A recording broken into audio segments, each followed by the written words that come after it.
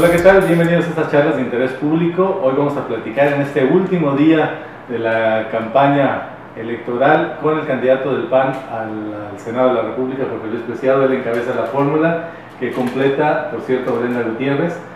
Y pues ha sido una campaña muy intensa, Jorge Luis, llena de anécdotas y de problemas legales y demandas y contrademandas, pero pues ya comidas al domingo 1 de julio, lo que corresponde, dejando atrás las anécdotas, porque podríamos acordarnos un poco más adelante, es esta cuestión de lo que ustedes se proponen de llegar al Senado. Aunque quedas en segundo lugar como fórmula, tú tienes un escaño asegurado. Sí, por el sistema de elección de primera minoría, quien va en la primera, nada más cuando hay dos partidos predominantes, pues aseguran su posición. Sin embargo, hemos estado haciendo un esfuerzo estos 90 días de campaña, de recorrer todo el estado, de ir con todos los candidatos a alcaldes, a diputados, para poder lograr que entremos la fórmula, que entre Brenda Gutiérrez y su servidor del Senado, y por tercera vez el PAN ratifique su triunfo en este estado. La verdad, a mí en lo personal, le digo a todo el mundo, me da gusto que ya se vayan a acabar las campañas. Son 90 días, creo que son muchos para Colima. El sistema está diseñado para todos los estados, ¿no? Pero hay estados como el Estado de México, Oaxaca, Chihuahua, que son enormes y 90 días no ajustan. Pero en Colima, el municipio más lejano está a 1 hora, ¿no? Entonces a veces podemos ver 4 o 5 municipios en un día, lo cual pues, nos facilita tener la cercanía con la gente. Y bueno, ya tenemos mucho rato. Aparte, si le sumamos lo de interno que empezamos en noviembre, y yo la pre-campaña que inicié en marzo del año pasado, pues ya tengo casi 1 año y 2 meses en campaña. Entonces ya el día de hoy, que termina a las 11:59, que termina ya el proceso, pues en primer lugar estoy contento. En segundo lugar, porque vamos a dejar de gastar. Realmente las campañas son muy costosas en el país. Creo que tenemos una de las democracias más caras del planeta. Es algo que tenemos que revisar también ahora que estemos en el Senado de la República. Pero así como vamos a revisar ese tema, hay que revisar muchos temas que nos quedan pendientes. Ahora, yo intenté ser senador hace 12 años, en el año 2000, y por ciertas circunstancias internas del partido no pude ser candidato. Lo intenté en el 2006 y de igual manera no lo logramos. En el Inter fui diputado 3 veces y dirigente del partido. Pero creo que ahora que voy a cumplir 40 años, voy a entrar a la Cámara con 40 años, veo como más tranquilidad lo que hay que hacer. Y creo que hay muchos temas, hay 2 temas muy importantes que son los que la gente nos ha comentado, pero además que son los 2 temas principales en el país. El primero es el tema de seguridad nacional. ¿Qué vamos a hacer en el tema de lograr que haya un país seguro, ¿no? Y eso nos lleva al tema de la lucha frontal contra el narcotráfico. ¿Qué hacer para que la lucha contra el narcotráfico sea una lucha efectiva en el país? Más allá de si tenemos al ejército o a la marina en las calles o no lo tenemos. Yo pienso que no hemos logrado pegarle al narcotráfico en el tema que verdaderamente les duele, que es el tema del dinero. Yo creo que hay que revisar el tema de lavado de dinero.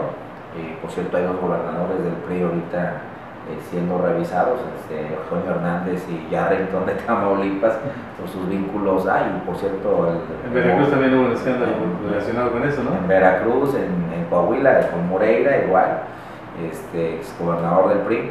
Pero tenemos que revisar el tema del lavado de dinero, cómo lograr que nuestras instituciones financieras puedan revisar de manera cuidadosa las inversiones que se están haciendo en todo el país, con la intención de determinar si el dinero que se está invirtiendo es dinero bien habido o dinero que viene de una fuente de total ilegalidad. Y creo que es el punto básico en el que tenemos que iniciar, como lo inició Colombia, como lo hace Estados Unidos, como lo hizo Italia con la Cosa Nostra,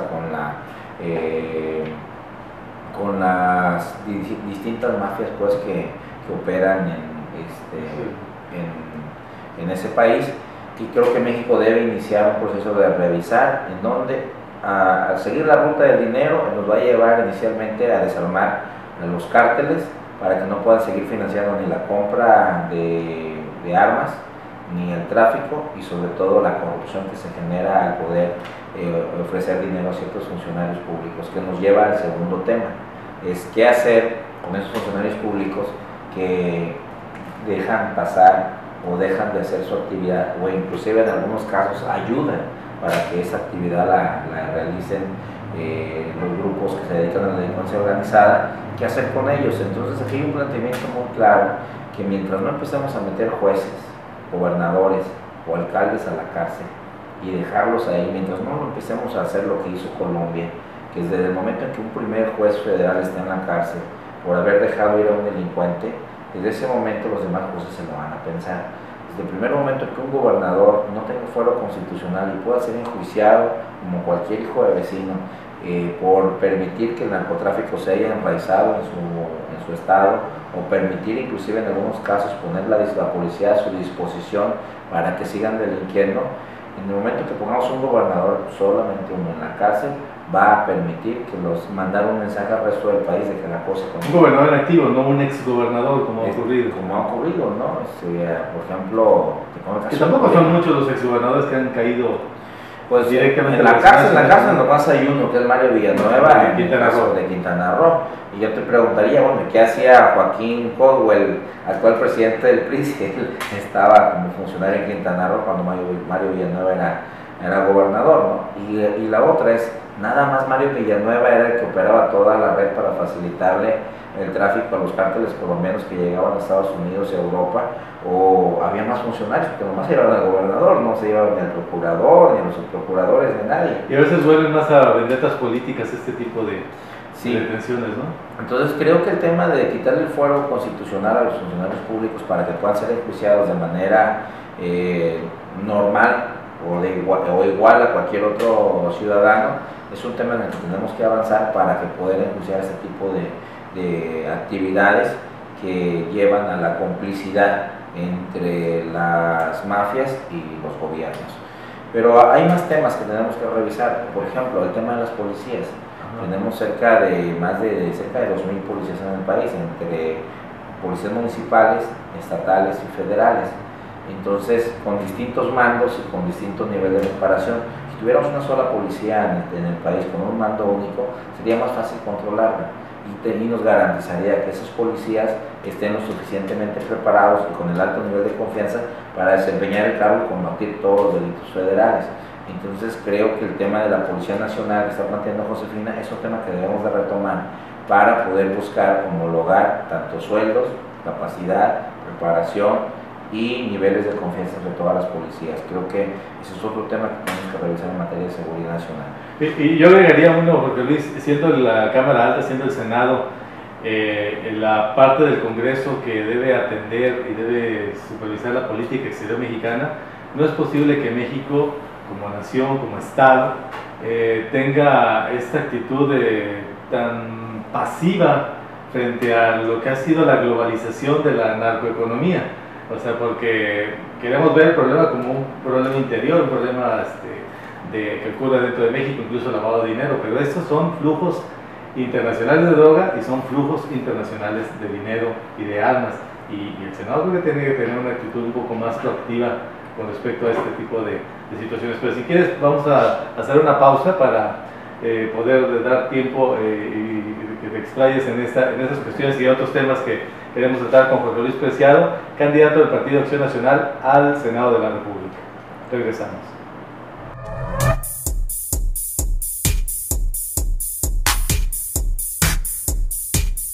Ecos de la Costa, periodismo con historia. La historia nos da la razón a través del eco de la noticia. Tenemos más de 30 millones de visitas de nuestros lectores, modernizándonos en el periodismo electrónico por internet. ecosdelacosta.com.mx es noticia. Ecos de la Costa, líder del periodismo en Colima.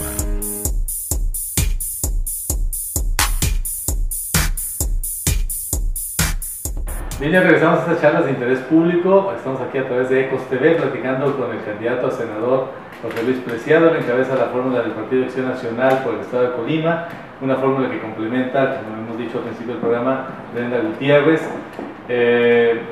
Ya quedaron atrás los problemas que iban a tener, porque parece que estaba todo muy arreglado. Jorge Luis y Esmeralda iban para el Senado, Brenda para la Diputación Federal, y luego se desacomodaron las cosas. Hubo procesos internos, algunos apasionamientos, y quedó una fórmula competitiva, pero quien dice que que hubiera sido mejor el otro esquema, el otro como hubiera sido más competitiva. Sí, pues realmente no sabríamos exactamente qué hubiera pasado si hubiera sido diferente la fórmula. Yo quisiera nada más, para no dejar de lado la pregunta que me hiciste anterior a que nos fuéramos a la pausa, en el tema del tráfico de armas, en el tema de tráfico de droga y el tema de tráfico de dinero y manejo de dinero a nivel internacional, yo pienso que Estados Unidos debe de reconsiderar lo valioso que es el trabajo del gobierno mexicano respecto a su propia frontera, porque es un tema de seguridad nacional también para ellos. Compartimos 1.600 kilómetros de frontera, entonces realmente creo que ellos no han valorado exactamente el trabajo que se está haciendo de este lado, y al contrario nos están invadiendo con un flujo de tráfico de armas impresionante, y nos están buscando la forma también de devolvernos a la gente que de alguna manera vaya a hacer un trabajo que casi nadie se atreve a hacer allá en Estados Unidos. Entonces el tema de seguridad nacional de ellos y el nuestro cae en el mismo lugar, y creo que desde el Senado tenemos que revisarlo. Y tenemos que revisar también el tema del tráfico de ilegales de aquel lado y de este lado. Y tenemos que revisar el tema también de la emigración y del trato que se le da a los mexicanos en el extranjero. Y creo que hay muchos temas que tenemos que revisar de manera bilateral con Estados Unidos desde el Senado, para ir viendo qué candados podemos poner de este lado, ¿no? Y hay un tema ahí que no es muy aceptable, pues una propuesta mía, que creo que la voy a plantear, que es el tema de la desventaja que tiene el ciudadano frente al delincuente, ¿no? Como está prohibida la aportación de arma de ciertos calibres, pues tú vas en tu carrito y cualquiera con una navaja 07 te asalta, ¿no? Entonces yo lo que estoy proponiendo es que se le permita, al igual que en Estados Unidos, a cualquier ciudadano poner su arma.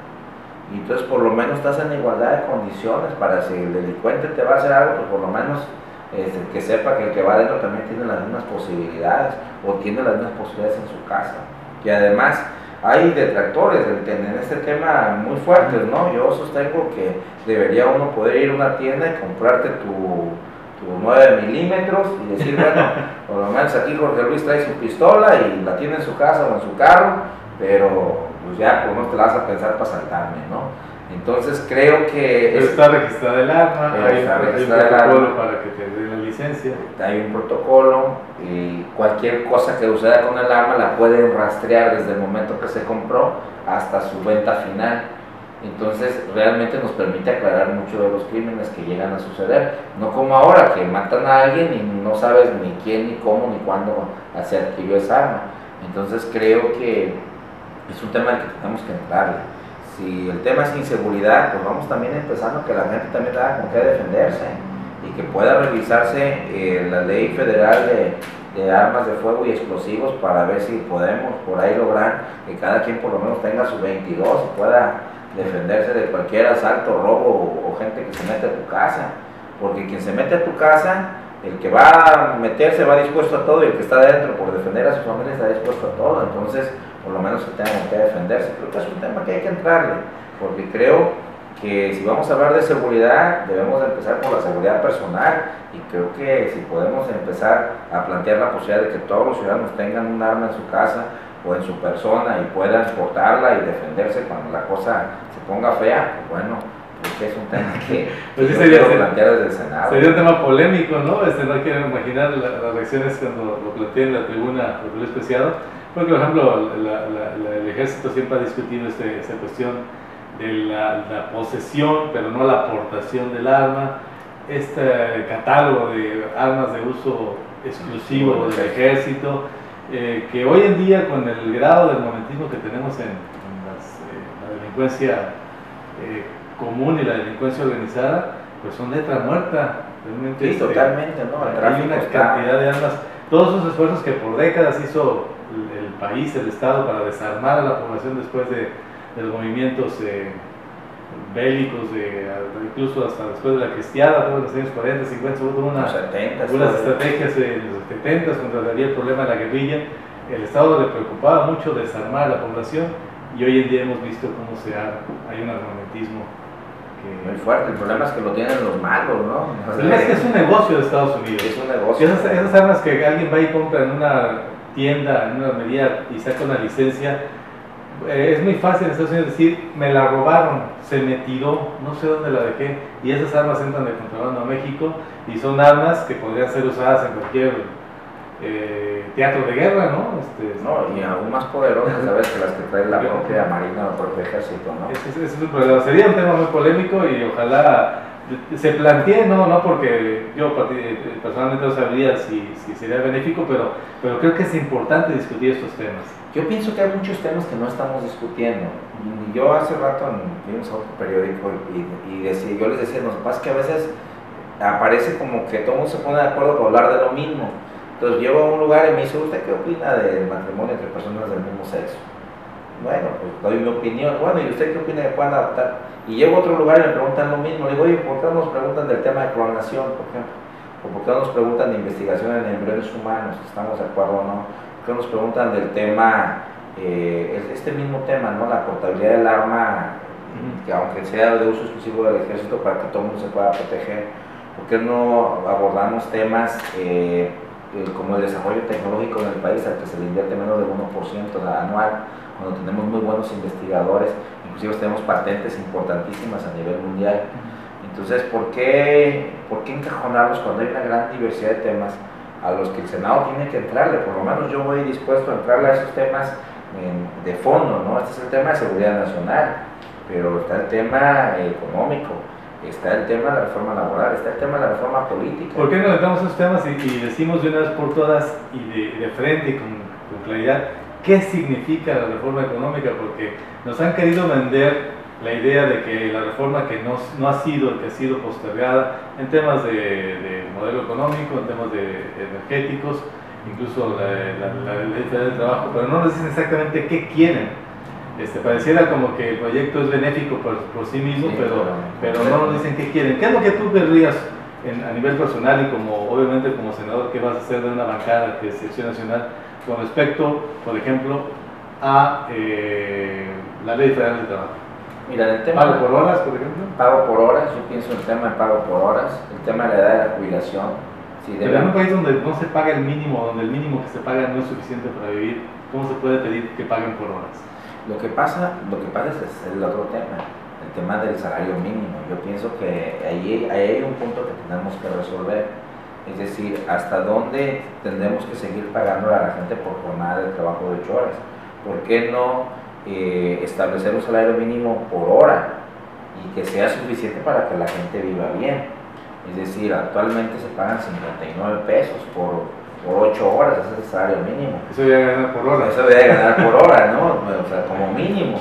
Entonces creo que sí tenemos que empezar a revisar a detalle el tema de los salarios, tanto hacia abajo como hacia arriba, porque yo, así como debe haber una ley de salario mínimo, debería haber una ley de salarios máximos.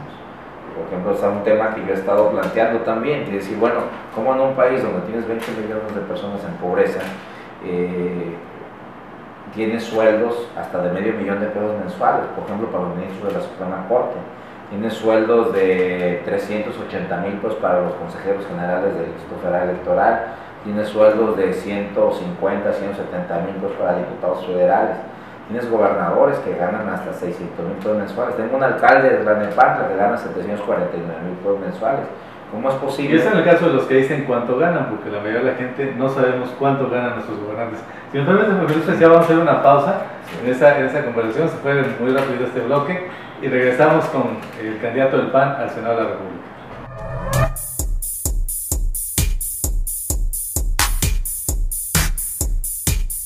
Ecos de la Costa, periodismo con historia. La historia nos da la razón a través del eco de la noticia. Tenemos más de 30 millones de visitas de nuestros lectores, modernizándonos en el periodismo electrónico por internet. ecosdelacosta.com.mx es noticia. Ecos de la Costa, líder del periodismo en Colima.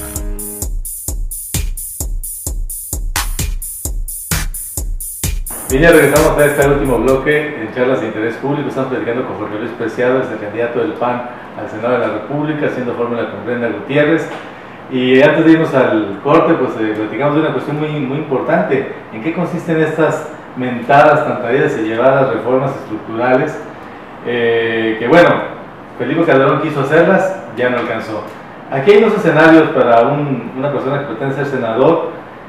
Si Josefina Vázquez Mota es presidente de la República, es decir, si van a ser senadores de un gobierno panista, en una tercera administración, o si van a ser senadores de oposición a un gobierno de cualquier otro partido político, sea el PRI o sea la izquierda. ¿Cómo vislumbras estos escenarios y cuál sería tu propuesta, por ejemplo, a lo que se ha postergado la famosa reforma energética, que es un tema que divide a la nación? Sí, mira, el tema de la reforma, yo pienso que uno tiene que llevar proyecto legislativo independientemente de si gane o se pierda la presidencia de la República. Tú tienes que decir, esta es mi propuesta. Por ejemplo, la propuesta de reforma energética es muy clara. Hay dos rubros importantísimos en el país, diríamos tres, pero dos, básicamente. Uno, el tema de Pemex. O sea, o generas inversión privada o permites que privados o alianzas con otras petroleras que puedan invertir una mayor cantidad de recursos a Pemex y que eso te genere, en primer lugar, el beneficio que todo el mundo está esperando, que la gasolina baje. ¿Sí? La gasolina nos sale muy cara porque nosotros mandamos crudo al extranjero y nos regresan gasolinas ya elaboradas, cuando pudiéramos poner nuestras propias refinerías y crear nuestra propia gasolina. Y eso nos tendría que disminuir el costo. O sea, realmente estamos pagando, si les mandamos chile y nos regresan salsa y enlatada, pues obviamente es mucho más caro. Dice que eso es un negocio, sí, por eso no se han hecho las inversiones. Pero hay que acabar con ese negocio. Por ejemplo, hay el segundo tema es la generación de energía eléctrica. Por ejemplo, los defensores de CFE que dicen que no debe haber inversión privada en CFE, dicen, no, es que la energía eléctrica es de los mexicanos. Pero a diferencia de Pemex, tú dices, no, el petróleo es de los mexicanos. Si tú escarbas un hoyo en suelo mexicano, ahí está el petróleo, lo ves y hasta sale. Pero la energía no existe por sí sola en la naturaleza, la energía eléctrica. La tienes que generar. Entonces uno puede decir, la energía eléctrica es de los mexicanos porque la energía eléctrica no existe como tal. Se tiene que hacer una inversión de dinero para que ésta se genere. Entonces yo creo que si alguien quiere invertirla a generar energía eléctrica y vendérsela a los particulares, lo puede hacer sin ningún problema. Al contrario, entre más empresas haya que generen energía eléctrica, pues más barata va a ser. Y obviamente yo como consumidor final voy a pagar menos por un servicio que me está dando. Y además tener las opciones de que si alguien no, por ejemplo, se te llega el recibo demasiado caro y consideras que es injusto, pues te cambias de compañía. En cambio aquí o es CFE o te luces con velas, ¿no? Entonces sí necesitamos revisar el tema de la inversión privada en CFE. Actualmente hay inversiones muy importantes como Electricité de Francia, que tiene una planta muy grande en Reynosa, donde invirtió 1.500 millones de dólares, pero solo le pueden vender a CFE y CFE te vende a ti. Entonces yo creo que cualquier persona, cualquier particular pueda generar su propia energía y si le sobra, pues la pueda vender o la pueda comercializar. Entonces creo que es un tema que tenemos que revisar. Y bueno, como parte de la reforma energética, ¿no? Hay muchísimos otros temas que se ha hablado de empresas estratégicas, es decir, que la propiedad de la nación debe preservarse porque son estratégicas. Yo creo que son además buenos negocios. La producción petrolera y la generación eléctrica son, como la telefonía en su momento, grandes negocios, y obviamente hay intereses porque se privatice para que esos negocios se vuelvan particulares, pero no sería bueno que el país los conservara, como hubiera sido bueno conservar la telefonía y que todas estas ganancias que hicieron al hombre más rico del mundo fueran de la nación. Sí, el problema era que cuando eran de la nación no generaban esa riqueza, ¿no? Lo que generaban era una gran cantidad de empleos para compensar a quienes gobernaban y crear una estructura de votantes afines a quienes en ese momento estaban en el poder público. Y realmente las empresas del Estado no eran absolutamente rentables, además por el gran saqueo que había respecto a sus propias finanzas. Yo creo en la competencia, ¿no? Yo creo más en el libre mercado. Sí creo que hay ciertos sectores que el Estado debe conservar por ser estratégicos, pero creo que debe de debe regularlos y controlarlos, pero no debe ser el propietario final de todo, ¿no? O sea, yo pongo las reglas para decirle a la gente cómo generar la energía y cómo la debe vender, inclusive hasta el precio. O cómo generar gasolina, o crear gasolina, o transformar el petróleo en gasolina, y los precios. Yo lo regulo, pero no soy el dueño de todo, porque entonces tengo un monopolio del tamaño del mundo, donde se hace y se paga la gasolina como yo digo. Y ese es un problema que tenemos. Entonces, y no hay competencia en el mercado. Yo pienso que si hay competencia, a ver, ¿cómo das el litro de gasolina? pues a tanto, y tú a tanto, pues lo compro en un sistema más barato, y tengo opciones. El problema ahorita es que no tengo ninguna otra opción como ciudadano, no tengo ninguna opción para dejar de pagar la energía a la Comisión Federal de Electricidad. Si yo pudiera crear una empresa y generaría electricidad, ya sea por el método tradicional o por el método de aire o eólica o a través de las olas o a través de los distintos métodos alternativos de energía que hay, y la pudiera comercializar, pues mucha gente le invertiría a ese tema, ¿verdad? Por ejemplo, las armadoras de autos que consumen mucha electricidad, llegaron a plantear ellos hacer sus propias plantas de electricidad y con el ahorro impresionante que van a tener, pero además venderle a la comunidad parte de la energía que generaran. Los sobrantes. Pero eso es inconstitucional, entonces no pueden hacerlo, tienen que seguirle consumiendo a la Comisión Federal de Electricidad. Entonces sí, ese tema debemos de revisarlo y ver lo que sea más viable para el país, ¿no? Por lo menos que se discutan, porque hay temas que desde que uno los plantea, ya hay una mayoría que dice, no, esa es propiedad de la nación, y aguas con el que toca Pemex.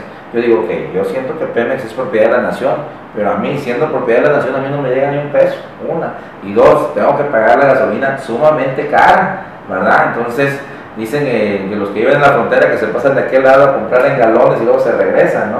Entonces sí creo que es un tema que tenemos que entrarle a discutirlo y no desgarrarnos las vestiduras por ese falso nacionalismo que muchos lo hacen nada más para ganar votos, ¿no? Yo pienso que hay que tener posiciones muy claras respecto a cada uno de los temas y en función de esos temas discutirlo en el Senado y aprobar o no aprobar, ¿no? Y entrados en gastos, ¿cuál sería tu visión sobre el sistema de salud y sobre los sistemas de seguridad social que conllevan el seguro médico? Sí, bueno, yo creo que hubo un gran avance en los últimos 12 años con el tema del seguro popular, ¿no? Que además cada día está, por ejemplo, ahorita el cáncer de mama, el cáncer cervicouterino, ya lo está absorbiendo el gasto del seguro popular. Acaban de entrar también el tema del gasto para enfermos de VIH, que es carísimo, lo está absorbiendo. Yo creo que debemos llegar a la cobertura universal y finalmente unificar el sistema de salud. Creo que tenemos tres sistemas distintos, ISSSTE, Seguro Social y Seguro Popular. Creo que debemos de generar uno solo, donde la atención sea igual para todos, tanto para los empleados del gobierno que están en el ISSSTE, como para el público en general que están en seguro, como para las personas que tienen seguro popular. Debemos de homologar el sistema de salud, crear un solo sistema único que sea universal y que sea de cobertura para todos los mexicanos. Incluso la posibilidad de que el seguro sea seguro en cuanto que pague los costos de la atención aunque te la preste un particular.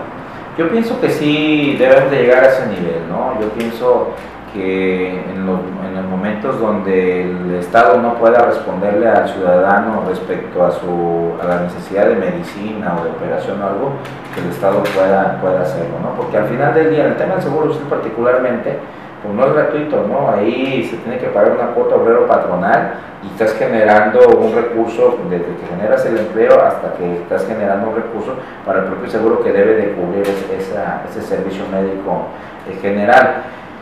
Yo voy más por la unificación de las tres instituciones, tener un seguro de cobertura universal e invertirle más dinero, ¿no? Invertirle más recursos para la atención a la salud, para que ahora sí sea una cobertura universal pareja y sobre todo meterle a un tema que hemos descuidado, que es el tema preventivo.